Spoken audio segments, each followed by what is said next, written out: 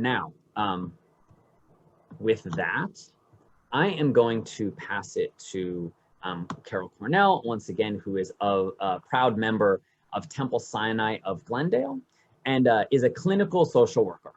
She's lived many places throughout the United States and discovered that people are more the same than they are different. She developed a resilience program at her synagogue in response to the coronavirus pandemic to really help people to slow down and truly listen. And she believes that people grow most in groups, which I like to believe as well. So please, without further ado, Carol Cornell. Thank you. Thank you. Thanks everyone for being here. And I feel very privileged to be with all of you. So on that note, resiliency program was started at Temple Sinai, obviously due to the pandemic and being during the first shelter in place. You know, we started by calling seniors and just saying, hi, how are you? What do you need? We're thinking about you, we care. And we still do that on a regular basis, Social Action does. And then this program evolved. We meet weekly, and I would say I had the goals that I originally had. I'm not sure. I think they're very flexible goals. I think that the group of people who come, my goal is that they develop skills that are useful for themselves, but useful when dealing with someone else as well. And to try to create a community within a community. One of the hardest things for a high functioning person to do, and I wish that you were all here so I could see the looks on your face when I say this, is for us to ask for help. And for us to model asking for help. So I do spend a fair amount of time saying that's okay. I also say and feel very deeply that even when we're grateful, even when we're hopeful, we're very sad. What's going on is very, very sad between the pandemics and the fires and the political environment. People are in knots. People are scared. And I spent this last Monday night really talking about having the same emotion at the same time, opposite emotions at the same time. I see a big smile on Maxim. You're right on. It's a challenge, and it's a wonderful challenge. And I asked people to talk about what that felt like. Like, am I not doing the grateful thing? I'm still sad, I'm still angry, I'm still torn apart inside, but yet I'm thankful for my family, I'm thankful for my friends, I'm thankful I have a house and shoes and clothes and food. And there's almost a guilt about having any joy. So we spent a lot of time talking about how do you deal with opposite emotions? And most of the time, I would say now all the time, we do start with a prayer. And I start with a question because I want to get everyone talking. I don't, in every group, there's the talkers and the quiet ones. And I get the quiet people to talk because I do know everyone. So I know what's safe, and people are also allowed to pass. And I'm going to ask you to do a short exercise with me. Close your eyes.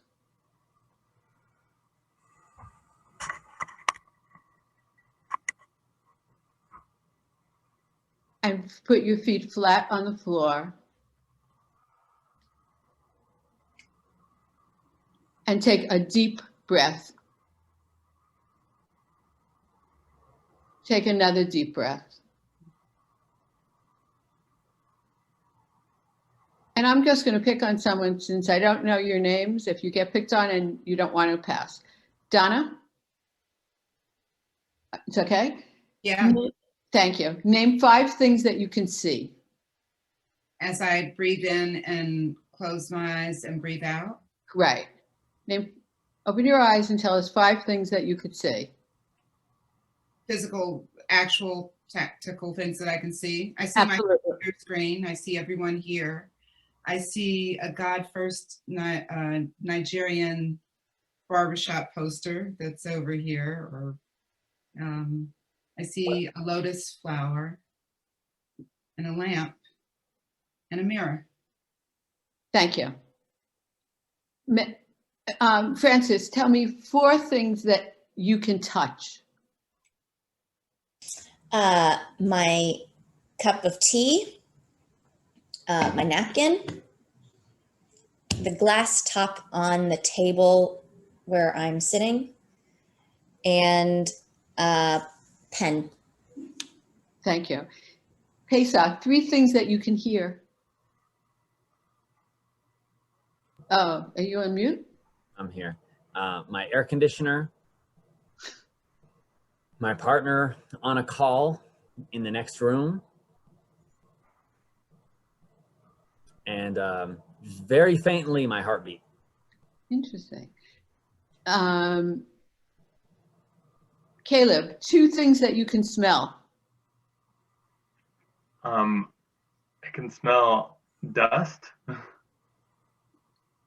and I can smell the fabric softener. Funny. Terry, 1 emotion that you feel. Surrender. Okay. I'm going to ask everyone to slowly stretch. Take another deep breath and open your eyes. And I just do that to center people and to let people know, like, even during the worst of times, you can take 2 minutes and do that for yourself. So it's an easy kind of thing that I do. I also talk a lot about holding a rope that's invisible, because usually when I do things like this, it is not virtual. So thank you. I'm asking you to hold a rope, and the rope is connecting us. And no matter where you are, you can remember to grab that rope and get support from other people. And you can put it down, but when you need it, it's there. So that's some of what I do in class. I try to do a meditation every week, although it's not completely every week. It is emotion-based, and it's also, how do we look forward to the next step? And one of the things that people are really apprehensive about is we don't know what it's going to look like after the pandemic. We don't know when the pandemic's going to be over. You know, everyone has the same nagging questions, and everyone's afraid for themselves and their families and the people they love. So the more we can talk about that, the better. So we do. The other thing that has come up in class in the series is they feel, and I feel this is about true of most of the United States, that we have very poor listening skills. And in the first kind of go round, I did something on active listening and did some exercises, but people have asked me to do a whole class or 2 on active listening. And I'm wondering if some of you are getting that feeling when you talk to people, and you telling them a problem, or you're telling them something that's going wrong, and instead of thinking about what you're saying, they're thinking about how to answer you. Maxim, I'm going to call on you because you're nodding your head. Well, I'm involved with a lot of groups that are doing active listening, and I find it, and our practice is simply shut up and listen for 5 minutes. But then after the 5 minutes, you have to spend a minute summarizing neutrally what you've heard. And so if you have to summarize the words of someone who's completely oppositional to you, nevertheless, you have to pay attention to them rather than constructing the arguments. And then after that 1 minute, then you get to have your 5 minutes of ranting and raving. They have to summarize you. And after that interchange, many problems are solved. I'm amazed at that practice. I'm going to try that, although I do it differently. I do it more emotion-based, and people are afraid of the emotions. So I want people to be able to say, you sound very scared, you sound tired, you sound lonely, you sound afraid. It's very solutions-based, their answers. So I want to get away from the initial looking for solutions and letting people really talk about their feelings, which is hard. I love what I'm doing. I was a mental health worker after 9/11 at World Trade. I worked with firefighters. I worked with firefighters both alone and in groups. I worked with nurses both alone and in groups.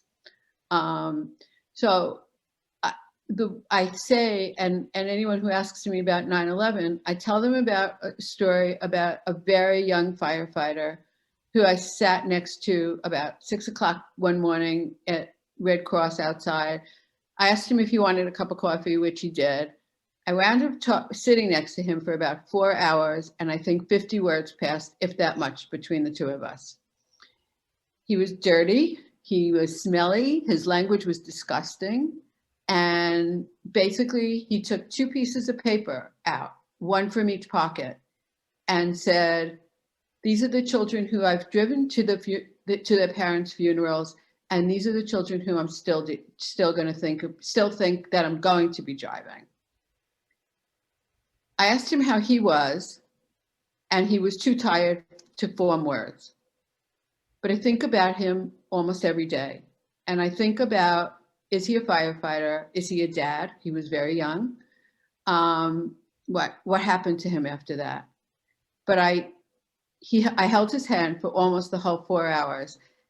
And I think about, very honestly, I think about that he taught me how to listen. He taught me how to listen when they're too painful for words.